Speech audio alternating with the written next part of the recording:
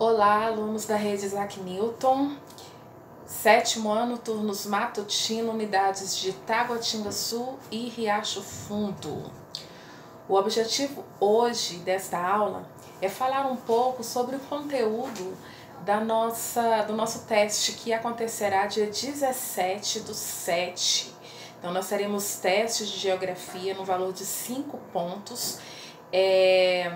Esse teste ele vai ser aplicado através do aplicativo do Google Forms. Vocês já estão familiarizados com esse aplicativo. E nós vamos trabalhar no mesmo ritmo que fizemos a prova discursiva, porém dessa vez num tempo mais rápido, que vai dificultar aí a sua consulta, né? Você não vai poder consultar para fazer esse teste. Então, como as nossas aulas online elas são direcionadas mesmo a trabalhar o conteúdo em ritmo normal, porque temos pouco tempo para isso, então resolvi gravar essa aula para falar um pouco sobre esse teste, tá?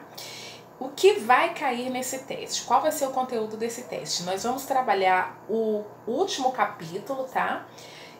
Do livro 1, que é sobre o conteúdo população. Eu já passei as páginas para você, mas hoje, à medida que eu for explicando, que for revisando esse conteúdo com vocês, eu vou falar para você a página onde você vai encontrar essa resposta, tá?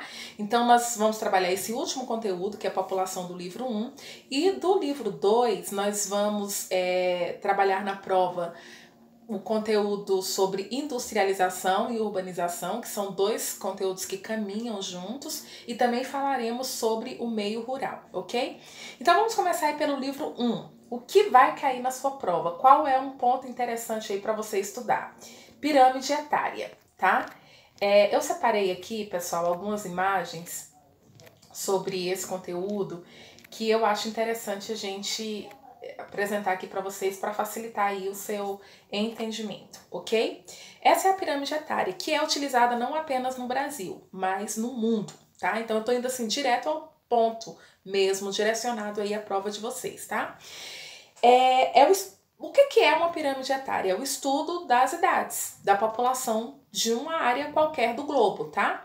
Essa, por exemplo, é a pirâmide etária do território brasileiro. A primeira coisa que você precisa compreender é a estrutura etária dessa pirâmide, tá? Então, nós temos aqui a base, tá?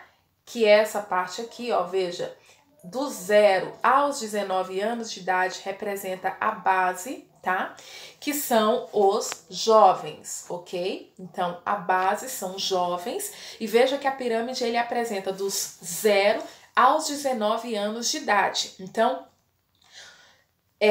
não temos na pirâmide etária as crianças. Os jovens entram dentro desse quadro de análise as crianças entram nesse quadro de análise de jovens, ok? Então, do 0 aos 20 anos de idade são considerados jovens, ok? E é a base da pirâmide, ok? Isso aqui é a base, onde a pirâmide está começando. A pirâmide etária começa a partir da sua base. Então, do 0 aos 19 anos de idade, representa o número de jovens. Dos 20 aos 59 anos de idade, pessoal, nós temos os adultos. Veja que os adultos representam a maior parte do corpo dessa pirâmide, na verdade, não apenas no Brasil, que é um país subdesenvolvido, de economia em desenvolvimento industrializado, ok? Mas também na maior parte da estrutura etária dos países do globo. O que vai diferenciar um país subdesenvolvido de desenvolvido na estrutura etária é o ápice da pirâmide, que é essa parte aqui, ó. É a última parte dessa estrutura etária da pirâmide. O ápice da pirâmide representa os idosos, tá? Então, quem são os idosos? Acima dos 59 anos de idade, entra dentro da estrutura etária como os idosos, ok? Então, jovens, base da pirâmide, ok? Que vão do 0 aos 19 anos de idade. O corpo da pirâmide representam os adultos, que vão dos 20 aos 59 anos de idade, e acima dos 60 anos de idade representa os idosos, ok? Aí, a pirâmide, ela é dividida, ó, tá vendo que aqui tá dividido? O lado esquerdo, pessoal, representa o número de homens e o lado direito representa o número de mulheres. Ok, quando nós estudamos sobre as características gerais da população do Brasil, inclusive para você que perdeu essa aula online, tem um vídeo que eu gravei que fala só sobre a população. Aqui nesta aula, para você que está começando do zero, que não viu nada sobre a população, não é interessante. É interessante que você vai lá no vídeo população, assista porque eu falo detalhadamente sobre esse conteúdo e depois você vem para essa aula de revisão, ok? Essa aula de revisão ela está direcionada para esse teste, o conteúdo desse teste, ok? Então, gente, veja bem, lado esquerdo o número de homens, lado direito representa o número de mulheres. Sabemos que o número de mulheres no Brasil é ligeiramente superior ao número de homens, ok? Então, essa é a estrutura etária, mas não é só para o Brasil, tá? Para qualquer estrutura etária do mundo, a classificação da divisão da pirâmide é essa. Base, jovens.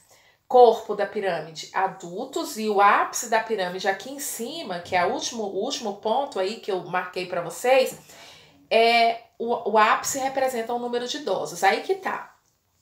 Para você reconhecer isso, o que acontece, gente? Nos países desenvolvidos, o que acontece? O ápice da pirâmide tende a ser mais alongados, indicando que nesse país a expectativa de vida é maior. Então, quanto mais desenvolvido for um país, quanto mais qualidade de vida o país oferecer com alto IDH, o IDH ele é avaliado sempre no índice de 0 a 1, indica que o ápice da pirâmide, pessoal, tende a ser maior, tá? O ápice da pirâmide tende sempre a ser maior, ok? Isso nos países desenvolvidos.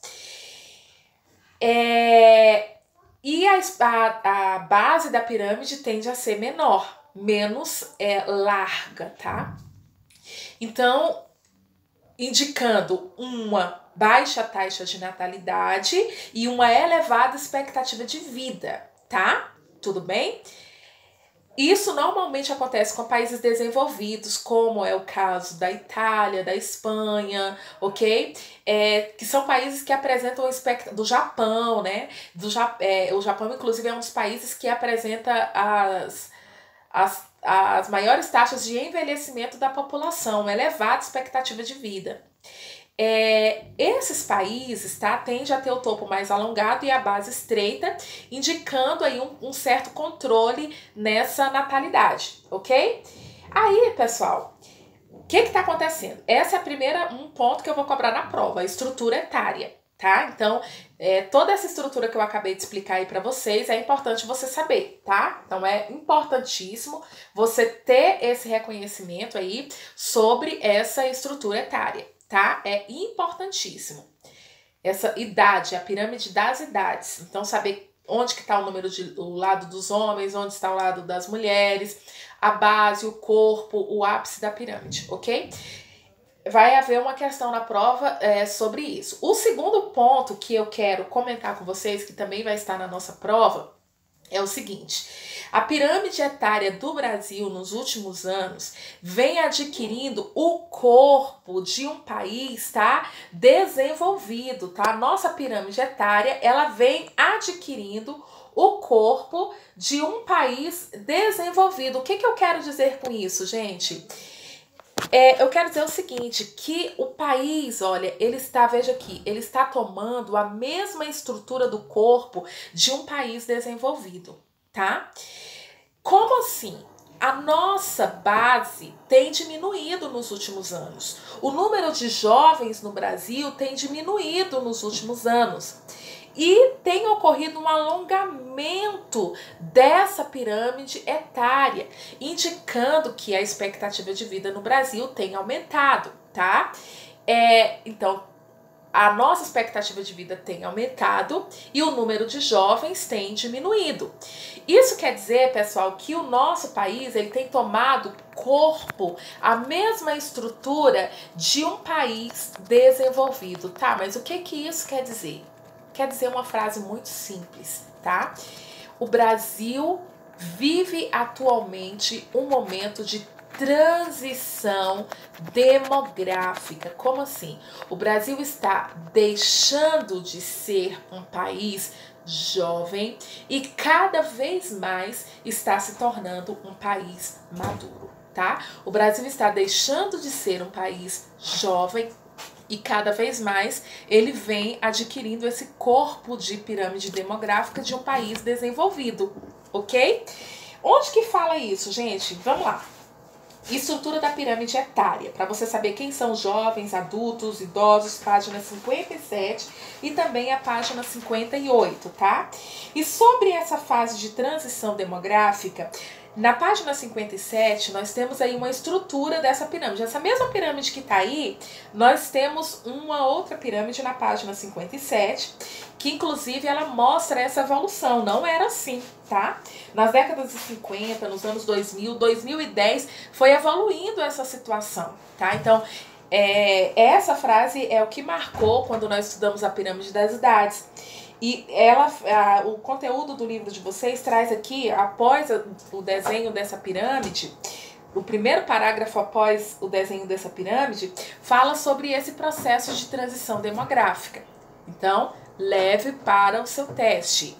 O Brasil está deixando de ser um país jovem e cada vez mais está se tornando um país maduro, ok?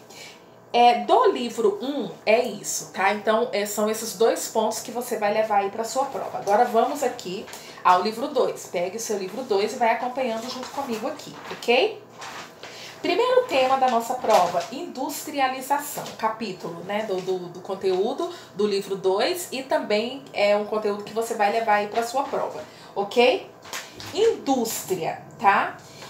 Antes de você entender esse processo de industrialização, é importante que você saiba como que ele aconteceu no mundo, tá?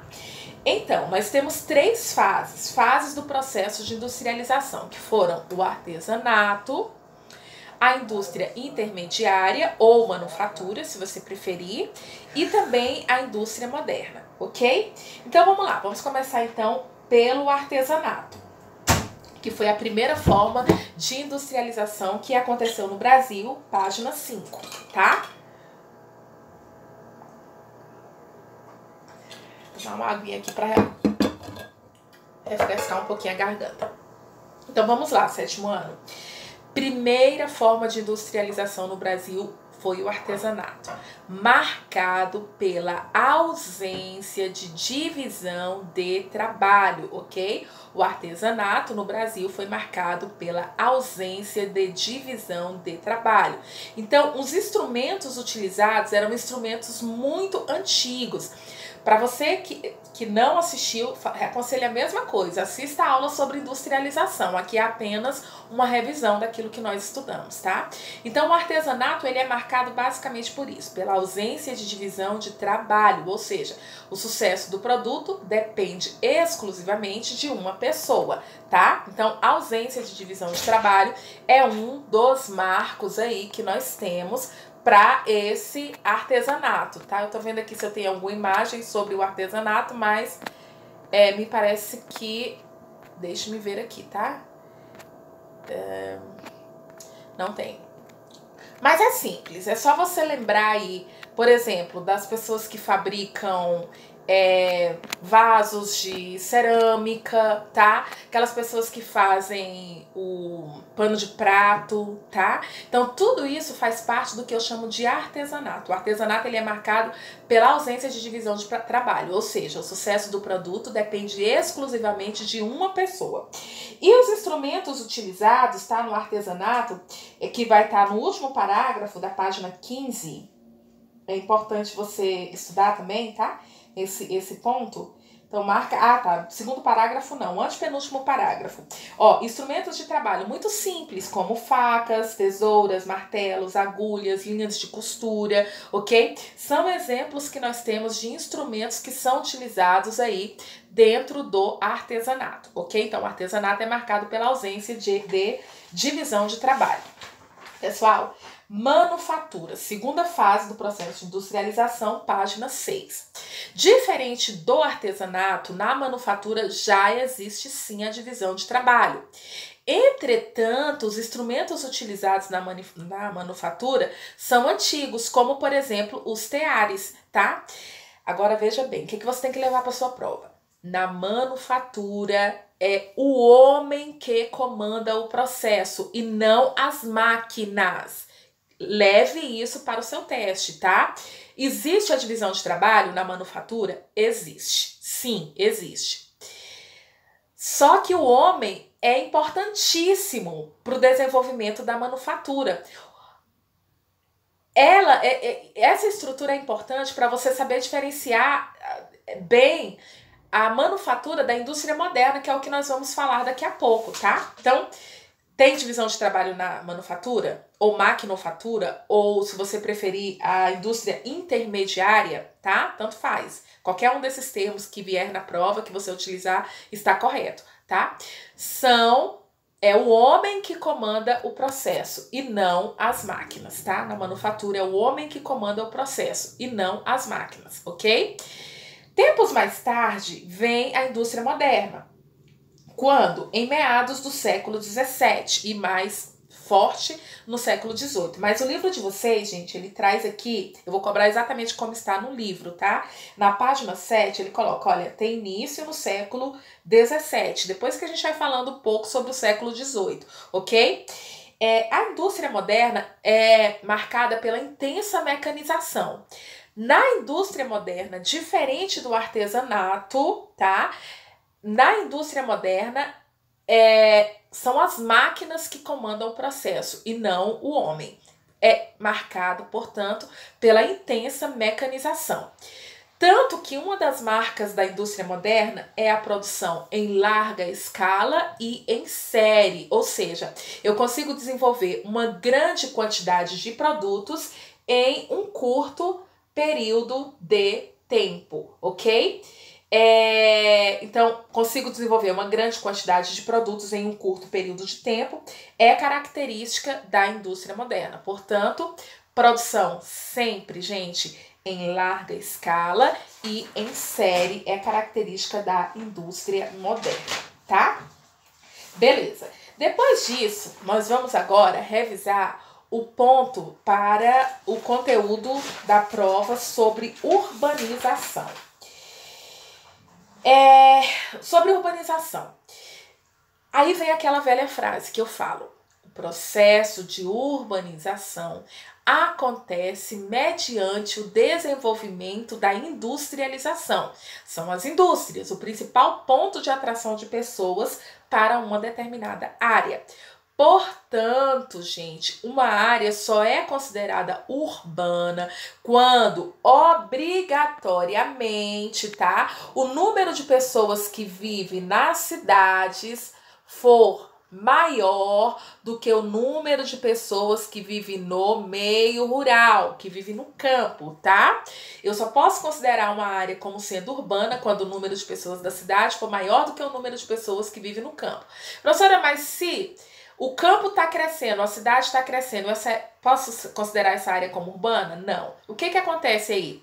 Ocorre aí o chamado crescimento das cidades, tá? Não posso de maneira nenhuma considerar essa área como sendo urbana, tá? Para ser considerada urbana, obrigatoriamente, o número de pessoas que vivem nas cidades deve ser maior do que o número de pessoas que vivem no campo. Beleza. Agora que você já sabe, então, o que é industrialização, na prova de vocês eu estarei cobrando alguns conceitos sobre esse termo de urbanização. Eu estou olhando aqui porque eu estou querendo ver a prova aqui para ver se houve algum ponto que eu, por acaso, estou esquecendo de comentar com vocês. Então, essa aula está direcionada mesmo, sétimo ano, à prova de vocês, tá? Então vamos lá, esses conceitos que são importantes. Sítio urbano, situação e função. O terreno sobre o qual a cidade se constrói, tá?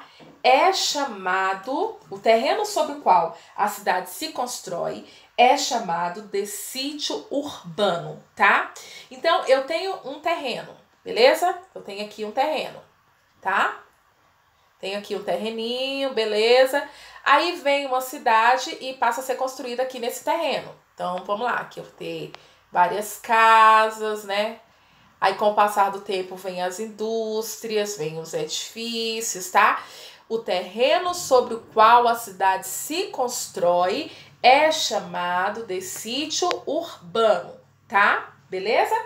Situação é a localização geográfica. Como assim, professor? Eu tenho uma área aqui, ó. Acho que essa área X aqui vai ser melhor para construir a cidade. Localização geográfica. Isto é situação, tá? Situação, portanto, refere-se ao que eu chamo de localização geográfica, tá? Sítio urbano refere-se à localização geográfica. Beleza. Função. Função é a principal atividade desenvolvida por uma cidade. Então, por exemplo, Brasília. Brasília tem função político-administrativa, tá? Mas ela também tem função turística, ok? Então, a principal atividade desenvolvida por uma cidade é o que eu chamo de função, certo? E centro. Centro é o principal ponto de atração de pessoas, comércios e serviços, tá? Agora, uma informação importante que você deve levar para o seu teste. Não necessariamente o centro precisa estar no centro da cidade. Temos centro, por exemplo, que se localizam na orla marítima. Lembrem-se disso, tá? Então, a localização geográfica não tem relação com o centro. Basta que essa área seja um ponto de concentração de pessoas, comércios e serviços. Aí sim, tendo isso, eu posso considerar essa área como sendo o centro, ok? Crescimento vertical e crescimento horizontal. Pessoal, atenção. Quando uma cidade cresce em número de prédios, tá? Edifícios e por aí vai, esse crescimento é chamado de crescimento vertical, tá? Então, crescimento vertical ocorre quando a área de uma cidade cresce em número de prédios, edifícios e por aí vai. Esse crescimento é vertical. E o que é crescimento horizontal? Quando uma cidade cresce em número de casas, tá? A mancha urbana, esse crescimento é chamado de crescimento horizontal, ok? Uma cidade, ela pode crescer a tal ponto que pode unir-se a outra cidade. Quando isso acontece, eu chamo de conurbação. Onde encontrar isso? Vamos lá. Olha, sobre industrialização, eu acho que eu já falei só a página 8, tá? São as páginas 5, manufatura, página 6, indústria moderna, página 7, ok?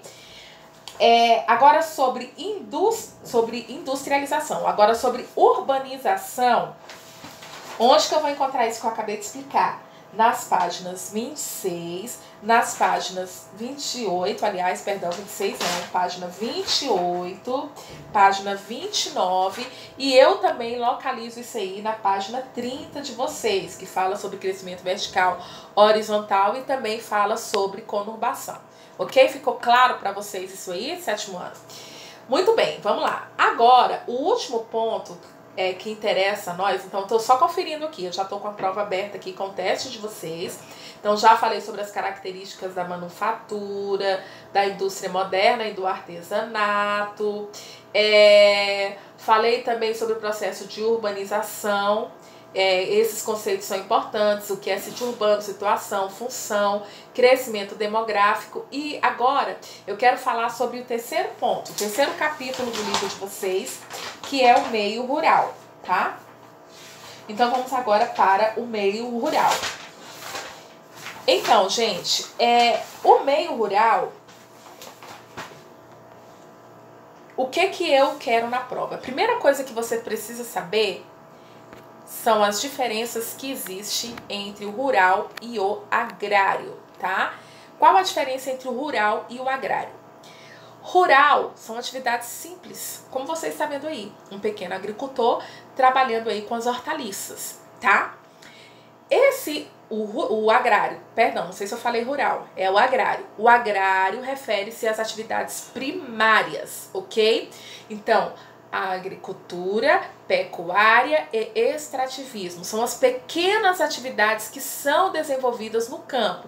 Isto é o agrário, tá?